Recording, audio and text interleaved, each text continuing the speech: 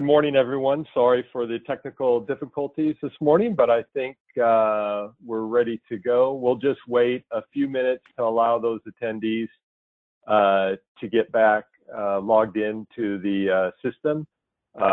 We are recording today's webinar, and so all phones have been muted for that purpose.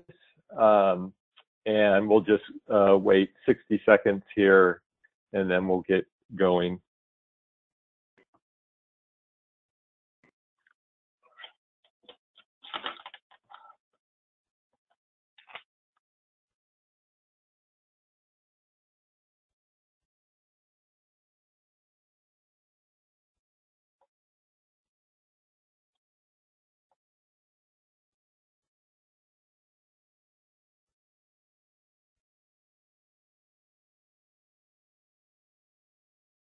Okay, good morning or good afternoon, wherever you may be, and welcome to the third webinar of the 2017 DOE Tribal Energy Webinar Series, Pitching Your Projects. I'm Randy Mannion, today's webinar chair and manager of Western Area Power Administration's Renewable Resource Program.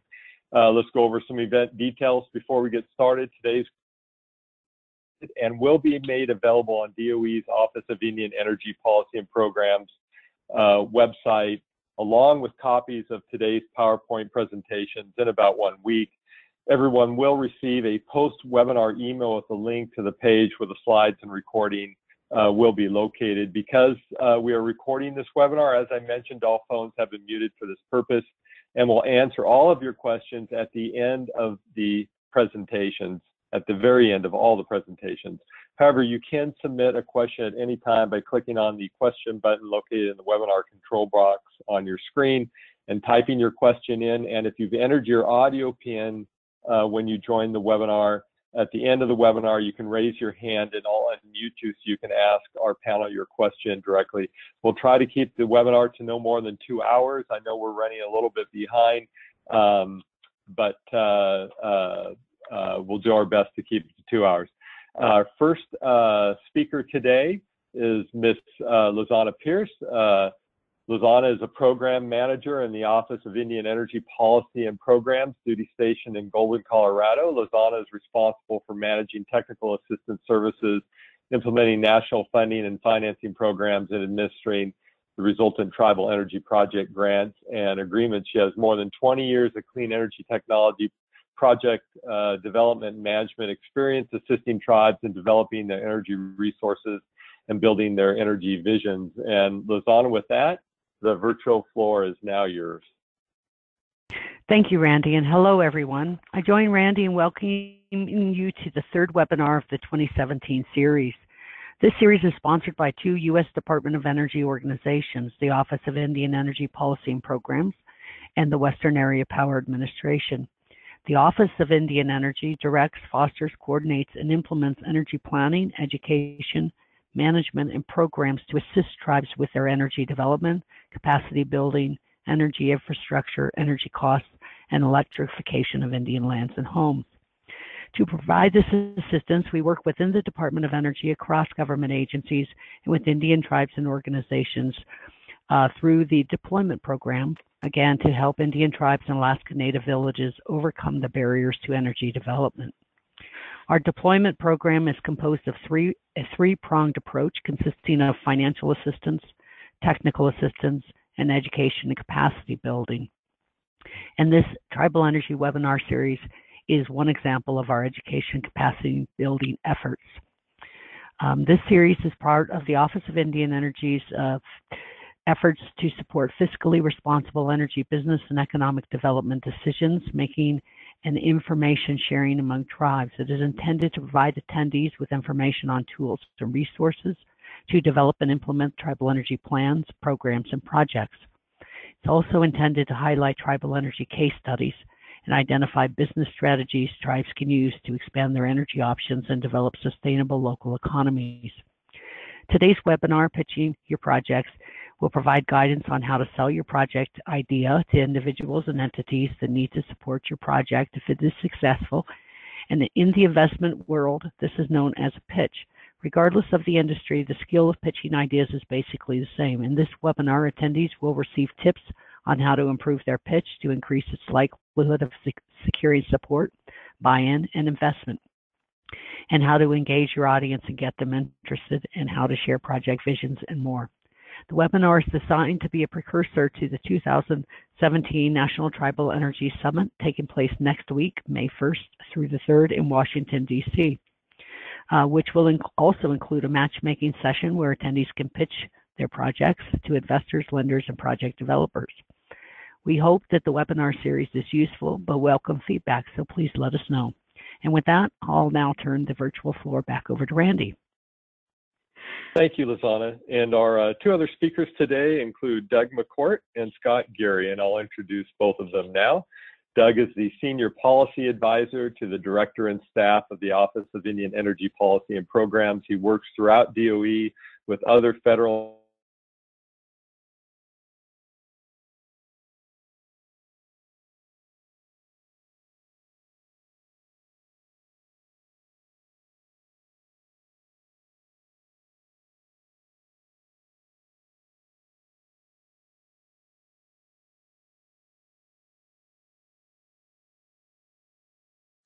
published the Renewable Energy Development in Indian Country, a handbook for tribes, and is listed in Chambers USA, America's Leading Lawyers for Business and Best Lawyers in America for Native American and Natural Resource Law.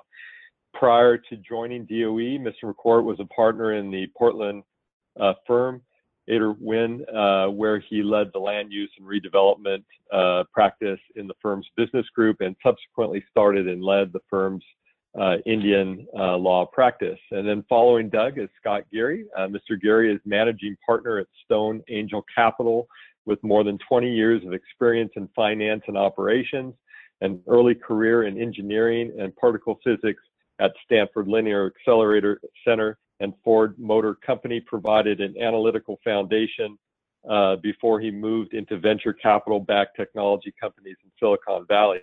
Scott ended up in private equity and is considered a functional expert in finance and restructuring. He has experience in raising multiple rounds of financing, from early stage and angel financing through later stage institutional financing. Recent highlights include CFO of one of the 50 largest plastic injection molders in North America, Chief Restructuring Officer for a $50 million oil and gas services firm, and Chief Restructuring Officer for one of the world's largest scuba companies. And he has held the roles of CEO, CFO, COO at various times in his career. He is currently working on several initiatives and healthy communities efforts in Indian country. He has a BS in electrical engineering from Northeastern University and an MBA from INSEAD. And with that, Doug, give me a moment to get your slide deck pulled up and we'll get started. Well, great. Thank you, Randy. This is Doug McCourt. I'm the Senior Policy Advisor here at headquarters at Department of Energy with the Office of Indian Energy. And good morning and good afternoon to everyone, depending upon where you're calling in from. It's an honor and a privilege to participate in the webinar series here. And as Lizana mentioned, this special webinar is really designed as a primer for everyone who is, whether you're coming to the summit or not, but in particular for everyone who's interested in project finance and how to approach the folks with the money. And so the way we're going to break this down between Scott and myself is I'm going to give some fundamentals of the pitch, but really spend most of my presentation on the audience you're pitching to and understanding the difference between who you may be talking to depending upon what kind of investor they are, or whether they're a lender, and what kind of financial product may be in the mix, whether it's bond, debt, venture capital investment, tax credit investment, and typically it's a combination of all of those things. So we're going to go over some fundamentals and of understanding who those people are that you're speaking to, but the information is also critical in developing the pitch itself and developing your project prospectus as well as its executive summary. So the information that I'm covering will and should find its way into the pitch that you make at various levels when you're talking to the investing community and the particular investors or finance folks that you're making your pitch to. So with that, we'll go to the first slide. And in some respects, this, I think, Randy, we have the old deck up, but that's okay. The first slide that we'll post on our website actually has three fundamental basics of the pitch. And so if you've got something to write with, you can write this down now. Otherwise, we'll post this version when we're finished. And it comes down in many cases, as Scott will elaborate, there are more than three issues and ideas that you got to communicate. But at a basic level, if you're pitching a project concept to investors, and this is a project concept now, there may be other things you're going after financing for, but for projects, they will need to know at least the following three things. First, is this the right management team? In other words, who's making the pitch with the right experience and the proper authority to pull the project off? Second, is the project sized and scoped correctly to make the financing work? And we'll talk a little bit more about what I mean by that as we get further into the presentation. And third, can the folks you're making the pitch to understand the project fundamentals in an executive summary of no more than 2 to 3 pages? Because if they don't get it in that amount of time and in that short amount of density, you're probably losing them. So with those, Randy will stick to the slide that you've got up, which says before we jump into project finance. And these are some resources that the Department of Energy has created for searching financial assistance through the Department of Energy. The reason I put this slide in this presentation is one issue that I'm not going to delve into directly and spend much time on is leveraging other resources. And of course, that's, as Lizana explained, a big part of what the Office of Indian Energy Policy and Programs is all about, is getting those resources out to Indian country and doing it in a way with enough diversity and with enough of different objectives to try to address the needs in Indian country when it comes to energy and related economic development. So we can go to the next slide. And with the next slide, we're going to start to dive in to the issues relating to why you're doing this in the first place. And to start off at a high level, it's no mystery that economic diversification is key to financial self-sufficiency, and that's whether you're in tribal government, state government, or in a commercial business. But it's particularly important, this notion of diversification, because it has various ramifications, including building the capacity and building the experience of how to finance, start and run a business. Now, financing established tribal enterprises is challenging. Capitalizing a new venture is even more difficult. So tribes that are pursuing diversification efforts should expect that initial capital, and again, whether you're trying to refinance or put more capital into an existing business or fund a new one, will either need to be in the form of significant equity and oftentimes both are required, it'll require substantial support in the form of guarantees from the existing enterprise cash flow or a general obligation of the tribe. And the bottom line is it is expensive, and tribes looking to invest into an entirely new commercial enterprise would do well to plan for as much of an equity contribution as they think they can cobble together and afford. Next slide. So when we're talking about clean energy projects, due to the nature of existing subsidies and existing financing models, the vast majority of these projects have been financed with what we call a tax equity model, which is a combination of some amount of sponsor equity, and typically in this case, the tribe is the primary sponsor, but not always. Second, bank debt, and third, tax equity or monetization of tax credits. And it's the equity that's really going to be the focus of this presentation. What does that mean and where does it come from? What various sources of it are out there, and how do you actually approach people that have it? Next slide. So, a couple of fundamentals before we dive into that relating to project finance. When the finance package comes together and you bring in the debt with the investment, we are primarily talking about non-recourse debt, meaning the lenders do not have any other collateral except for the assets of the project. This is particularly important in Indian country, not only due to the restrictions of alienating trust land and limitations on how you monetize, which you're allowed to do in the form of mortgage-type guarantees for trust and other restricted lands, but it's important for protecting tribal fiscal assets, which is, of course, a key and important objective of any project a tribe is going to enter into. A couple of other notes. Lenders loan to cash flows and against assets. And that is maybe one of the most important fundamentals of this presentation, and that goes for investors as well. Investors do not want to walk away from the deal and rely upon the collateral that's used for security.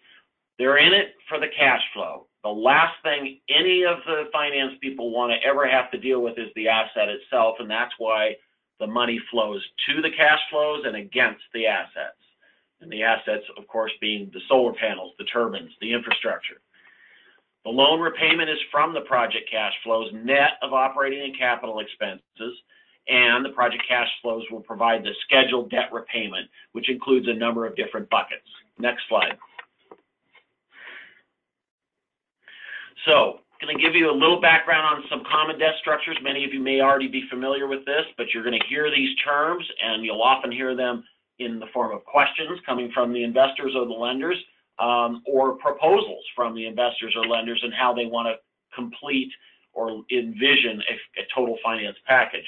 A general obligation structure is a promise to pay for all available monies, typically backed by the full faith and credit of the tribe or the other organization providing the obligation. An unsecured general obligation is where you have a promise with no particular revenue stream or bundle of assets that secures the debt, and conversely, a secured general obligation is where there is some particular revenue stream or bundle of assets pledged to secure the borrowing. Next slide. A revenue obligation is where you have revenues pledged to secure the borrowing, but the general credit of the tribe is not. And lenders have recourse only against that stream of revenues pledged, similar to the concept of non-recourse financing. Asset-backed obligations is a situation where borrowing is secured primarily or solely by one or more specific assets, and if the borrower defaults, the lender can seize the property and resell it. Now, we all know there are particular complications with that in deals in Indian country. Nonetheless, federal law does allow for the use of assets in collateralization. So the point here is this is a description of various types of obligations, some which you want to protect the tribe against, and some which the lenders and the investors are going to look specifically towards because some have better guarantees than others. Next slide. Few bond basics. Bonds are more commonly used for long-term financing of larger, more costly capital improvement projects. They typically have longer terms, but they can match some loan terms up to 20 years typically. And those longer terms lower annual debt service, but when you look over the life of the financing, typically require a greater all-in cost of financing. So that may be an advantage to the particular project depending upon how much revenue it's going to throw off. Now, tax-exempt investors are typically comfortable with longer-term, smaller size bond deals, but the slight premium on smaller deals in the area of 10 to 15 million. But again, that's going to be an issue for bond investors in the tax-exempt space, is the actual size of the project. So remember with my first slide, who you're talking to depends upon how the project is sized and scoped. Next slide. A few tax-exempt debt basics, because this is critically important to Indian country. Tribes are eligible to issue tax-exempt debt, as are Section 17 corporations chartered under Section 17 of the Indian Reorganization Act. Typically and traditionally, tribal governments have been limited to issuing tax-exempt debt only if the proceeds of the financing would be used for an essential government function as defined by the IRS. And the IRS has interpreted that very narrowly, excluding items that state and local governments can traditionally finance on a tax-exempt basis, such as hotels, golf courses, convention centers, parking garages, and related infrastructure. Next slide. Private letter rulings are available for tribal energy projects treating debt as tax-exempt. Note of caution here, the IRS has scrutinized several tribal tax-exempt financing transactions that state and local governments would traditionally have been able to finance on a tax-exempt basis, and as a result, tribes are traditionally forced back into either finance projects that would be tax-exempt for a municipality using taxable debt, or obtain a private letter ruling, or leverage other funding sources. Again, the reason why we gave you the resource links to our funding sources. Next slide. So now we start to dive into what these people are thinking as you approach them with your pitch, and what the pitch is actually all about in terms of the project. We're going to talk a little bit about the lender's perspective versus the equity investors. Debt providers, banks, bondholders provide more affordable capital. In other words, they're seeking to get a smaller rate of return out of the deal, but in exchange for that, they want little or no risk. The lenders look for contracts that shift risk to somebody with a deeper pocket and a risk appetite, such as a utility or a well-established business, whether it's the tribe's business or another business that can provide a guarantee.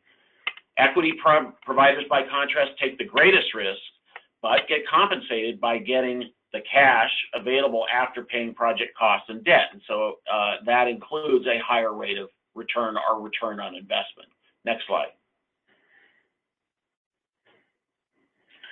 The basic requirements that lenders have in these deals is the base case cash flow model that shows debt will be repaid on schedule and the debt service coverage ratio requirements are satisfied. That typically requires a set of sensitivity or reasonable downside cases showing the impact on debt repayment and that debt service coverage ratio if things don't go according to plan. And these models must conform to the cash flow waterfall, we call it, which is how it goes from gross to net, and those debt service coverage ratio covenants that are in all of the loan agreements. Next slide. So when it comes to the pitch, the project team, the folks making the pitch, have to be able to master this finance language. They have to at least be able to be conversant about it and express it in terms of why the project makes sense. The project team has to be able to clearly forecast future cash generation performance, identifying key project and industry variables that drive those forecasts. And the important note here, this is not just simple accounting focusing on historical and current performance. This is modeling, and as the last slide showed you, it's modeling that includes what happens if things don't go according to plan. Next slide. So a working knowledge of some of the key industry factors is critical for the project team in making the pitch, whether it's a direct part of the initial presentation or the ability to respond to the kind of questions that people bringing money to the table are going to ask. And those key industry factors include permitting and construction costs and timelines, technology costs and performance, operating costs, regulated utility allowable costs and revenues if that's a factor in the project. Conversely, merchant market price forecasting if that is a factor in the project, and sales and fuel contract review and interpretation. Just a sample of the kind of industry knowledge that the team is going to need. Next slide. Market trends. Now, it can be debated how well the economy has recovered, but as the economy slowly improves, credit and capital markets have stabilized. And I think we're going to continue to see that, but in many areas, credit is still very tight. Strong tribal credits have access to less expensive bank debt. What that means, in other words, is putting forth the best credit the tribe has to secure the least cost of project financing. Lenders providing loans to fund tribal enterprises are increasingly looking to tribal government to guarantee that debt. And we'll talk a little bit more about that and how that usually shows up in the deal as we go forward. Next slide. So planning the pitch is absolutely fundamental. Identifying the optimal financing structure to fund energy development should be based on a well thought through process and a simple to understand process and overall capital improvement or economic development. And even if the tribe has sufficient funds to directly invest in a business opportunity, borrowing may allow the tribe to earn a higher rate of return on its money that it could get in investments elsewhere. You know, I'm pretty old school, and I believe in having no debt if I can, or at least keeping the debt as low as it can possibly be. And fiscally responsible, prudent practice, involves that concept. That being said, and a lot of tribes understand that, and a lot of tribal businesses have operated very well on that concept, but that may not mean that the best way to go about financing the project is to use a lot of is to exchange your own capital for debt, because the debt may actually allow you over time to finance the project cheaper and make more money. Next slide. So again, the project, evaluate the project within the context of the overall capital improvement or economic development plan the tribe has, and if they do not have that, we talk through our technical assistance provider. We help tribes with strategic energy planning. Oftentimes, a strategic energy plan is not just a simple document that says, where's the generation, where's the transmission, and what do you, how are you going to use your fuel resources? It involves other type of economic development opportunities and activities, either supporting that energy or that could be used that benefit from the energy project, such as even a new road across the reservation that may help reduce fuel use and provide access to expand other businesses. And the point here is that having your pitch, having your proposal in the context of a well thought through plan can really help it go forward. And people listening to this are going to want to understand a couple of key issues. Will the project generate revenues? Will the project generate enough money to cover the debt service we just talked about? And are there other assets of the tribe that can be pledged to improve the financing terms? In other words, make it more favorable for everybody in the deal. Next slide. The goal of that kind of plan should be for tribal council and tribal members to illustrate, explain, and justify the costs and the benefits in pursuing an investment in tribal energy and the rationale for the proposed financing structure. Those two key components are essential. Next slide. A couple of notes on some financing legal issues. It's absolutely essential for the pitch and the proposal to be transparent in terms of the appropriate authorization for the project to go forward pursuant to tribal law required for any borrowing and for any other parts of the deal that are going to be required, such as a waiver of sovereign immunity. And that appropriate and transparent authorization is critical for the deal to be valid and to demonstrate how it is done in accordance with applicable tribal law. We're seeing that Lenders Council in particular are now scrutinizing tribal law much more closely than they used to. And we're seeing Lenders Council bringing on Indian law experts to help them understand that. The lenders, the point is, usually want to specify a familiar body of law for the overall functioning of the finance, such as laws in the state in which the tribe is located. Oftentimes, the laws of the state of New York are traditionally done because financing syndicates come out of a lot of big banks based in New York.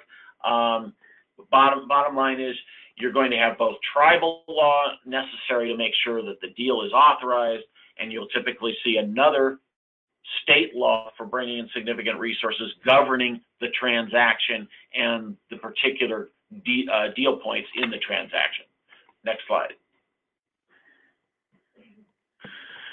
Lenders, we've seen this happen with more frequency, may request that the tribe adopts certain laws or codes compatible with state laws, such as an arbitration code or a uniform commercial code to govern security interests in personal property. Now, this is not going to be a deal point in a small deal, typically a community scale project. As you start getting into greater refinancing and new ventures, and the risk may go up, we're seeing lenders actually move into this area and asking tribes to adopt at least a version of these commercial codes or certain components of them to be consistent with state law. Next slide.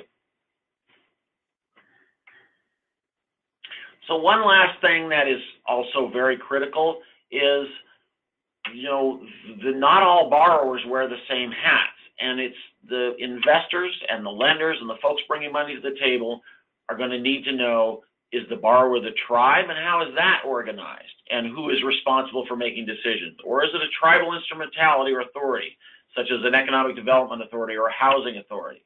And where does that decision-making flow back to? Tribal council, or has it been delegated to that entity? It may be, this is a little less common, it may be a political subdivision. Or an unincorporated instrumentality of the tribe, not a separate legal entity from the tribe. We're seeing more and more tribes move into the area of establishing tribal corporations under tribal law, tribally chartered corporations or federally chartered corporations, such as Accession 17, and we've talked about that a number of times on our webinar series. And there are times when an LLC or even a state chartered corporation may be able to create greater access, particularly to state subsidies and state-backed or guaranteed revenues that you couldn't get without a state chartered entity in the deal. Next slide. So that is my primer. Again, think back to the 3 points I made on the slide that we'll post. It goes to knowing your audience and knowing a little bit about what kind of money these people are bringing to the table. Are they seeking low risk like debt providers or lenders will? Are they willing to take higher risk and seek a greater rate of return? But also, have you worked these fundamentals into your project concept, into your executive summary and your pitch? And are you presenting it through a project team that can demonstrate, without having to go into great detail, that they have the expertise and the experience to pull it off? Wrap those elements into your pitch, you're going to be successful. And again, whether you're able to attend our National Tribal Energy Summit May 1st through 3rd here at the JW Marriott downtown DC, and use this information to think about your project pitch, or if you're not able to attend the summit, this information is critical for project finance. And if we don't get time to answer all of the questions today, happy to follow up with anybody. You can contact me here by email, or best number is by cell. So I thank you for the time, and I'll turn it back to Randy so we can hear from Scott Geary on the fundamentals of the actual pitch. Thank you, Doug. Excellent. And Scott, just give me a moment to pull your deck back up.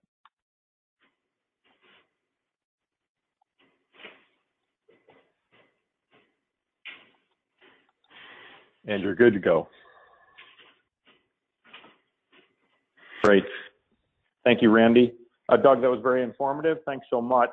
I'm coming at this from a slightly different perspective, and wanted to comment, just as energy project development is quite complex, multidisciplinary in terms of finance, engineering, construction, environmental, ops and maintenance, etc. I look at the a pitch also is a multi-phase process. You mentioned a starting point of an executive summary, which we typically use to get kicked off and allows you to get in the door to give your pitch. If you make it through the pitch, then we get into the complexities and due diligence, which tend to focus primarily on the financials. First slide, please, Randy, or next slide, I should say. So what is the purpose of the pitch? I really look at it as once you get in the door, you're trying to build a relationship. You want to engage the audience, get them excited. You can start out with a vision, get everybody open-minded. And remember, I have a bit of a Silicon Valley perspective. I've lived out here for many, many years, and you'll see part of this, how to pitch is geared towards that audience. The idea is you need to express your idea and your vision with clarity and focus, build a relationship, leave your audience wanting more, and try to do it in a concise 10 to 15 slide deck. The purpose of the pitch is not to close the deal that day. It's not to answer all the questions. It's just to get everybody on board. Next slide. The common mistakes we see, too many slides, too many details, unsupportable assumptions, and too much criticism of competition, and an arrogance that plays to these. Why your competition is so awful and why you're going to be so much better, assumptions, ridiculous growth assumptions, or assuming away costs that don't exist, or assuming that there won't be lots of hurdles in your way. We have a well-known speaker and venture capitalist in Silicon Valley named Guy Kawasaki. He's got a firm called Garage Ventures, and I don't agree entirely with his concept, but he has boiled it down. He says when you're doing a pitch, it's 10 slides, 20 minutes, and use big font so you can't put too much on a slide. Next slide, please. An outline of a pitch, in Guy Kawasaki's opinion, or many other folks out here, it's broken down into 10 components. The elevator portion, problem solution, market, again, et cetera, and I'll get into these. I won't read them all, but before you get to the pitch, how do you get into the pitch room? Next slide. So I work with the Mississippi Band of Choctaw Indians in Philadelphia, Mississippi. I work with economic development there. They get a very high volume of proposals, and it gets difficult to sort through. Proposals come from everywhere and anywhere. They come from friends of the tribal council. They come from tribal members. They come from the public, and it is actually quite overwhelming. Next slide. So we need to take all of these various ideas and decide who we're going to allow to pitch to us. So we have I'll call it an ideal funnel or a proposal funnel that has multiple stages. And at each stage, it requires us to put additional time, money, effort, diligence into these things. So we try to screen out poor ideas right off the bat. And as they make it through the process, we can commit more and more resources to it. We begin with a very simple intake tool, and I'm not going to get into the details. If anyone has specific questions, I'm happy to walk people through this. Next slide, please. In order for us to get to the beginning of the funnel and the evaluation process, we have them fill out a simple form online. It's an online screen. Who are you? How did you hear about the tribe? Give us a little bit of an idea of what you're talking about. What stage is your business in? And is it ready for market now, or is it a year or two out? We get into intellectual property questions, try to estimate the market size, and try to understand if there is a valid market, existing competitors, and what do they want to talk to us about? Do they want an equity investment?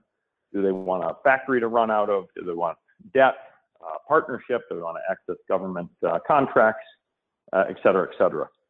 So we take a look at these. Next slide, please. And we score them. We score all these different fundamentals. And we say, what's important to us at the tribe? I've got 50 ideas came through the door. Where did the idea come from? Who brought it to the table? And that is important, and Doug mentioned that as well. Where's the deal coming from in the management team? A lot of times you're just purely looking at economics. Is this just going to be the highest return on our investment? Or maybe it's not the highest return, but maybe it's going to drive employment. Or number 5, we're going to be able to utilize some unused buildings or right-of-ways or throughfares or unused biomass resources, biomass energy projects, for example. And then we want to take a look at how risky this is, what stage you're at, of course. Doug touched on the different ownership issues. And a big one that's starting to come up now is the social impact. So are we providing economic diversity and energy sovereignty, for example, on the energy projects? Next slide, please. Back to the outline of the pitch. I'm going to try to run through this relatively quickly. Again, this is much more geared towards economic development. A lot of it pitching to equity investors, and a lot of what we see out here in Silicon Valley. Where I could, I have plugged in examples from an equity pitch that we all are probably familiar with, Airbnb. We may not be familiar with the pitch, but certainly the company. They have come up with, their first pitch was in 2009. It was a very elegant, simple, successful pitch. And with that, I'll go to the next slide, and we'll talk about the elevator pitch. If you haven't heard of it, what's an elevator pitch? You've got 10 to 30 seconds to explain to somebody what your idea, vision, and mission is. I like to say, if you find yourself in an elevator with Elon Musk and you've got an idea, how are you going to quickly get that across? It needs to be short, it needs to be memorable, it needs to leave the listener intrigued and curious, and it needs to be relatable. I dropped one in here, the Uber of food delivery. If you're making too big of a stretch, it sounds tacky. But anyway, next slide, please. In this, you'll see, I've got a couple things. I've got some taglines, and I've got the elevator pitch. Sometimes they can be interchangeable. This actually is from the Airbnb slide deck. They had a 14-page slide deck. The first one, you'll notice they made some, what is this? Airbnb is a fun approach to couch surfing. Think of it as Craigslist meets hotels.com, but a lot less creepy. Again, cool alternative to a boring evening in a hotel room. Airbnb was basically trying to solve a problem with a great profitable solution. Next slide, please.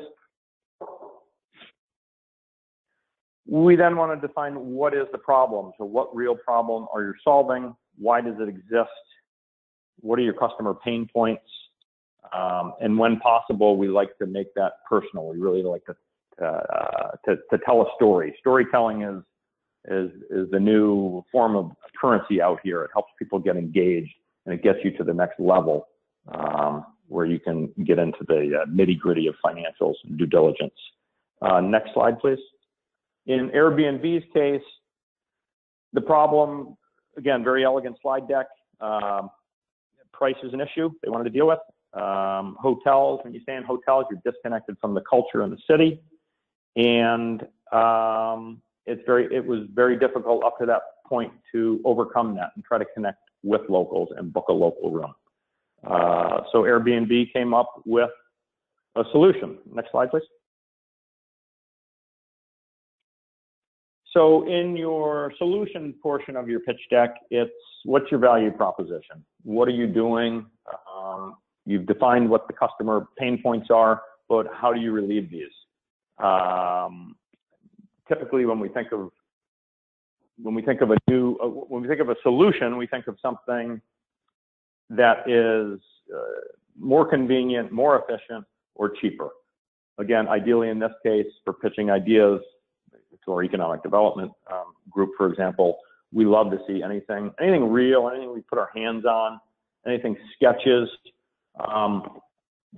I've raised various rounds of venture capital with literally with sketches of products.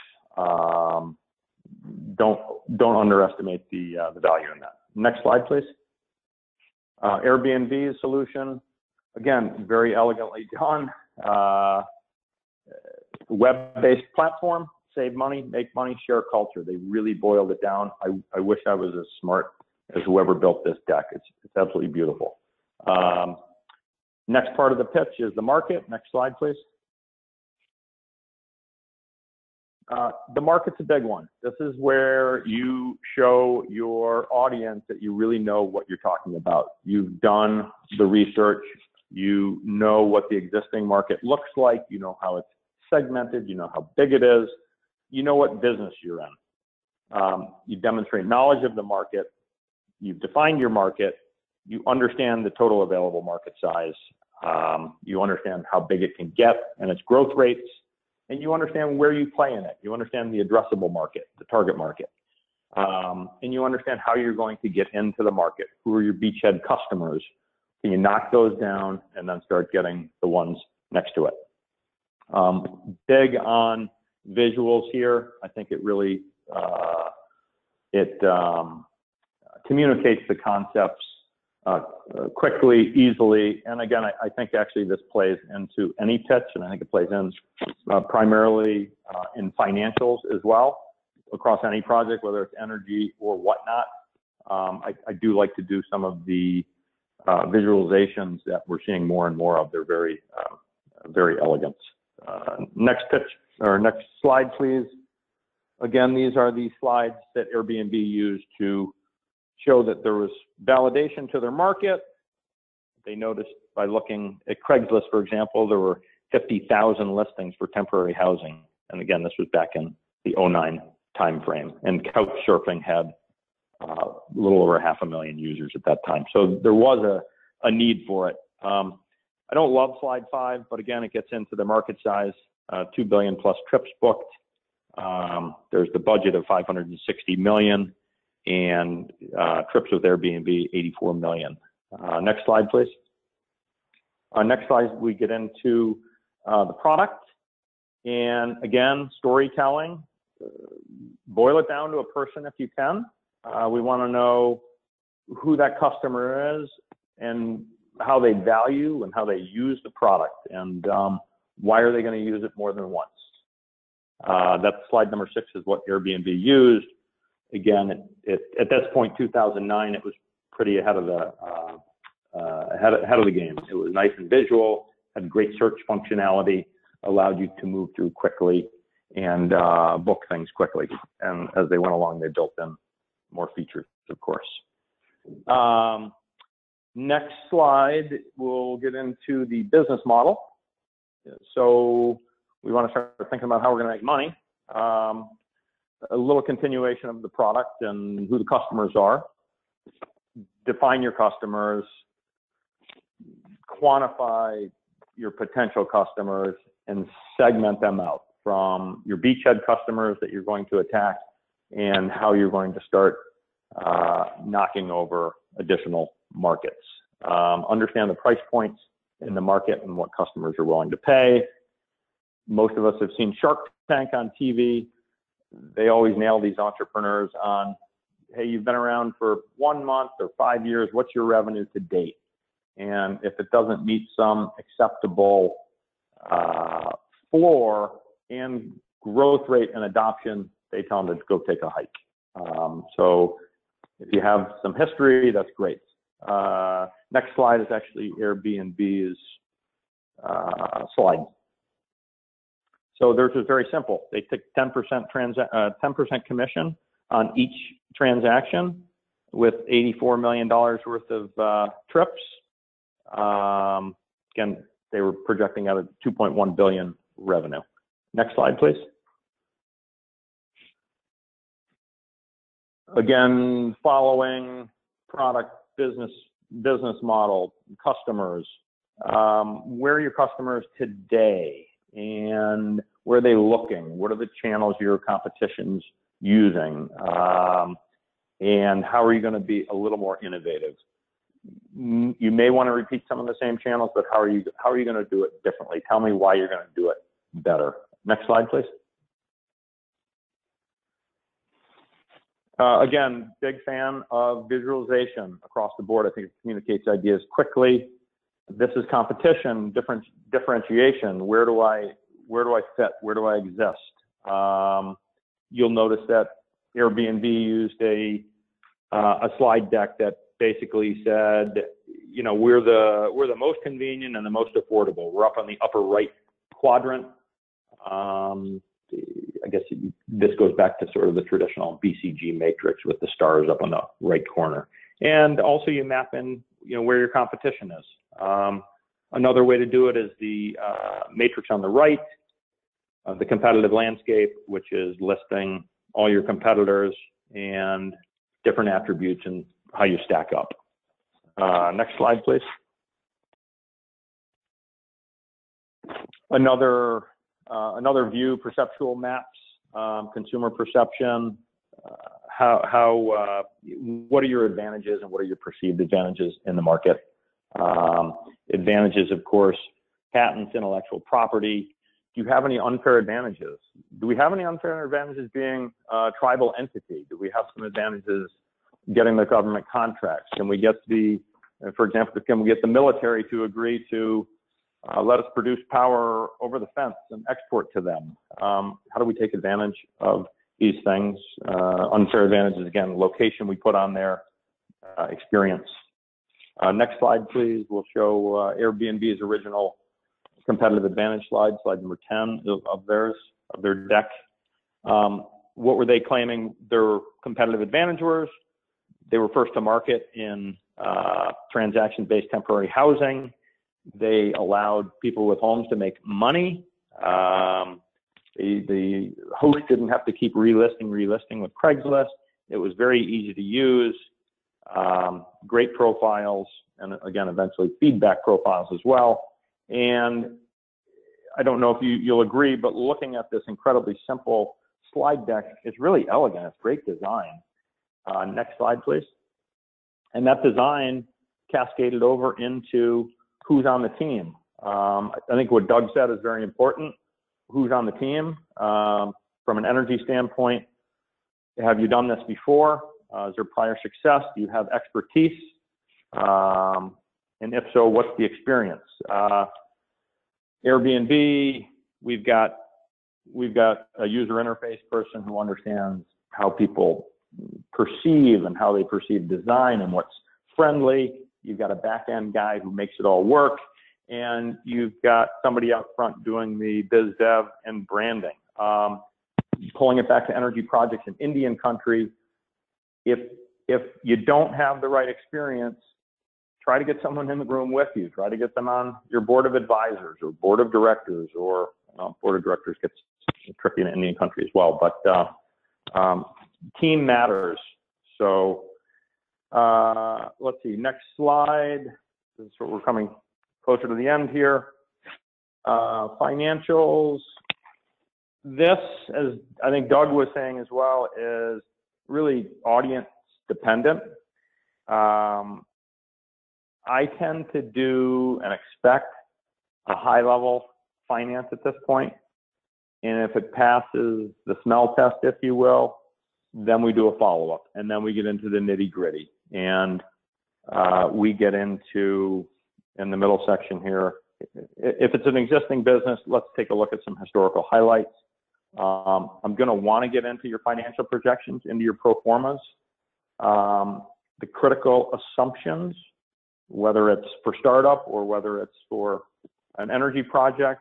Assumptions matter. We want to understand that you have an idea what you're talking about. We want to understand that you're reasonable.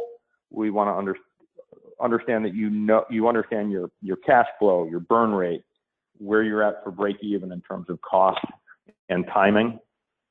And again, to do this right is not trivial. It does require a reasonably high degree of expertise, and depending on how you structure the deal, legally and financially, it has huge impacts on what these numbers look like. So I won't get into the details there. Next slide, please. Just to finish out the presentation, that was the last slide for Airbnb's deck, which they were successful in raising money. They're a little too simple there, but again, it's not an energy project. And then finally, next slide.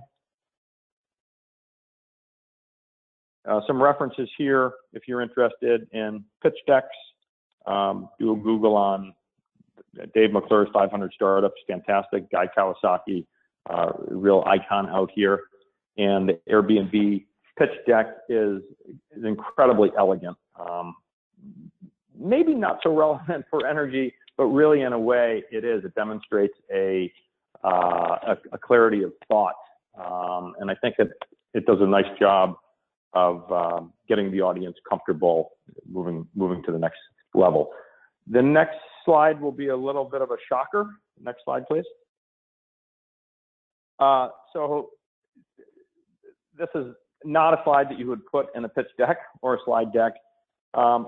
This is an energy development project. It's actually a real project that I did. This is a personal way that I map out the crazy variables in a project. It's not something I share, but I wanted to point out that it's an energy development project has hundreds and thousands of variables, and you have to get them all right. If you get one wrong, the project doesn't go. But it does all hinge on the most important piece, which is, again, as Doug mentioned, it's the financials and it's the risk management related to that. And I would like to offer up anybody on the call who's not interested in, again, the more fluffy pitch deck that we just ran through. If you want to get into the nitty gritty, I'm happy to walk people through how to do energy project development. If you actually take a close look at this particular slide, again, you'll notice it's a multidisciplinary approach. You've got your finance, your engineering, construction, environmental operations, and maintenance. This happened to be a gas project, so it required negotiations with waste management, with the county, and this was also for export, so it also required negotiation with SoCal Edison for interconnects, power purchase agreement, which is what allowed us to move forward on the financing of this. We basically had a guarantee from a city, in this case, the city of Anaheim, that said, we'll guarantee that we'll buy power from you. We're a good customer. We're rated. And of course, that allows you to go get your bond financing and your bank financing and your equity financing. And that's about it. Wrapped it up right there. So again, happy to walk anyone through the specifics on energy development. And I hope the pitch portion was interesting or helpful. Thank you, Scott. And let's go into the Q&A portion of the event, see what questions we have out there right now.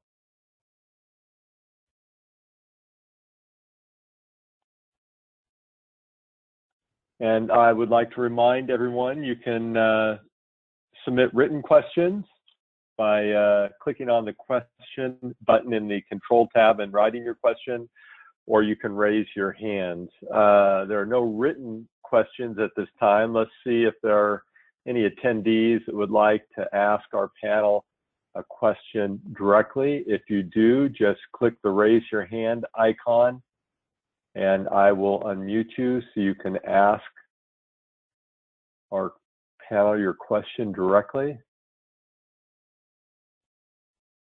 And it looks like there is a raised hand.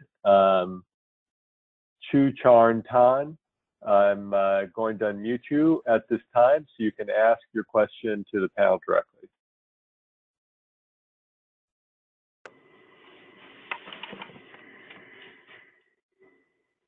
Go ahead, Chu.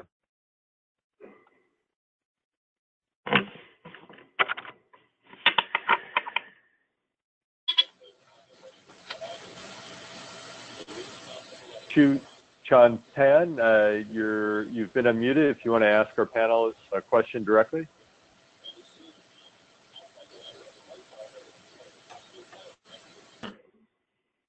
We can't seem to hear you, so I'll mute you again. Just raise your hand again if you get your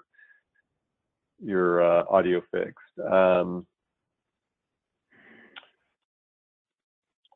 Let's see, there may be some other written questions. Will both Scott and Doug be at the summit? Well, this is Doug, and yes, you'll get an opportunity to meet and network and talk to both of us.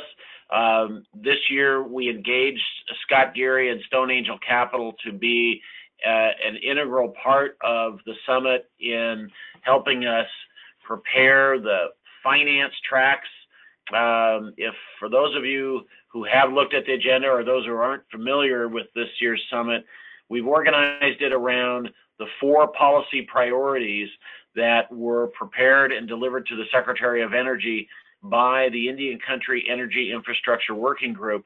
And the first of those by priority is access to capital. So Scott has been instrumental in working with his investor and finance industry contacts to pull together not only the finance roundtable on the afternoon of May 1st, but each of the financing and access to capital tracks on May 2nd and 3rd. And we both plan to attend the matchmaking or make your pitch sessions. So we're really happy to have Scott here. Scott, anything you wanted to add? Well, thanks, Doug. I appreciate it. And of course, I've enjoyed working in Indian country and working on all the important projects related thereof. I would just say we've got a nice lineup of speakers. Looking forward to getting a lot of smart, curious people in the rooms and try to figure out how we can take advantage of this massive market of Indian energy. And really look forward to the networking session Tuesday afternoon from 4:45 to 6, which was sponsored by a developer. So we'll have some beer, wine, and finger food following some great conversation that afternoon and prior to the event at the Smithsonian Museum. Great. And Scott, for our audience, one thing I would highly recommend: tell your colleagues and your friends in Indian country and all of the industry folks that you work with. We'd love to have you. It's free to the federal government, to tribes, tribal businesses, tribal representatives. The only folks that have a registration fee are industry, and what we would encourage you all to do that haven't done this yet is to register.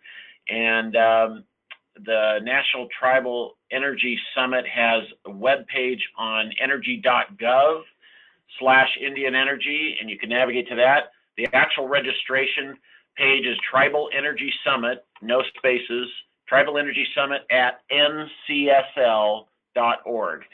And NCSL is the National Conference of State Legislators, and they are helping us once again this 2017 to help us pull off a successful summit. So please, if you're interested, register.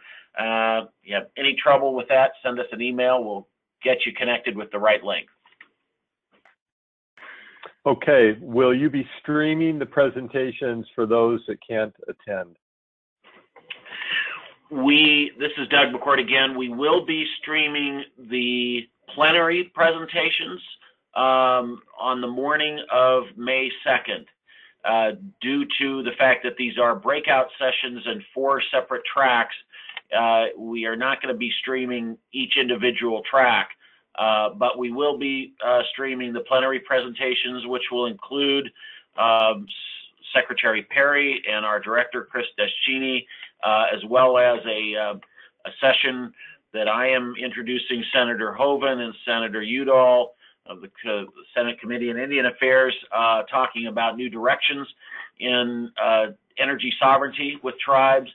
And we will also be streaming the lunchtime remarks from members of Congress and the Senate and the House, but not the sessions. we will be collecting the presentation information from the sessions, and ultimately we do a report out, but it's not the same as being there. So. Okay. Any tips for pitching to entities not experienced in doing business in Indian country? Well, Scott, maybe I'll take a preliminary whack at that, and my first advice is it depends on what you're pitching.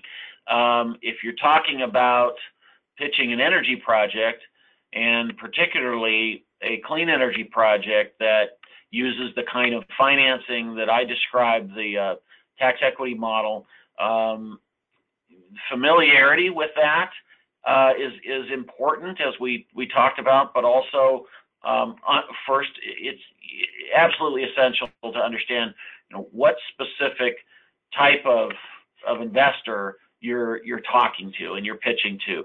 And we covered the issues of a certain background in the fundamentals, but if you're talking to investors on behalf of a tribe, or with an interest in doing projects in Indian country, I strongly recommend that you bring them to the table, and it doesn't necessarily require that if you're with a company, let's say you're with a development company or you're with a technology company, it's less important that you have experience in Indian country, although that certainly helps, than it is to have the clear support and fundamentals of the tribe and who's going to be represented in the presentation, in the pitch, and have that be succinct and transparent. I hope I at least answered part of the question. Scott? Sure. Great question. It immediately draws me to one of your slides, Doug, on the banking side, for example. And we will have some bankers at the summit on panels answering similar questions, because a bank has to worry about, if I'm going, let's say I'm going to loan money to an Indian entity, how is my loan secured? And is it secured against assets? And if it's secured against assets through, the standard way, we do a Uniform Commercial Code 1, we file a lien, but how does that work in Indian country? And how do I answer that question if I'm not familiar with it? So I think depending on who the audience and investor is, whether it's an equity or a debt, whether it's a VC or a private equity, there are certainly plenty of nuances around the legal side of it, and the corporate structure, and security issues, et cetera, et cetera. Be happy to get into some of those details with anybody, maybe off this call. I think it's very, very specific to who you're talking to and what type of project you're talking about. That's absolutely right. And again, for those of you in the audience that are going to be attending the summit, you'll see us there all 3 days, and just come up to us, introduce yourselves, and if you're not able to attend, send us an email. You've got our contact information. And I should say part of this is actually starting to educate the larger ecosystem, if you will, of these nuances. And can we template this to some degree based on the type of projects, so various investors can see, okay, I've got issue 1, 2, and 3, and this is how they're dealt with. But again, we'll have a nice set of representatives at this particular conference. Okay, and seeing no more written questions and no hands raised, I think we'll conclude the webinar today.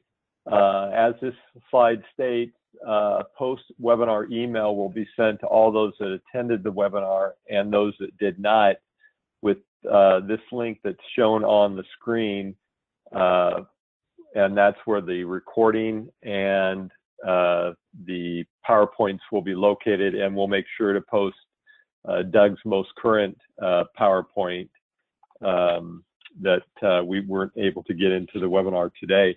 I'm also going to go to a list of upcoming webinars. The next one's Spending Energy Dollars Wisely, May 31st.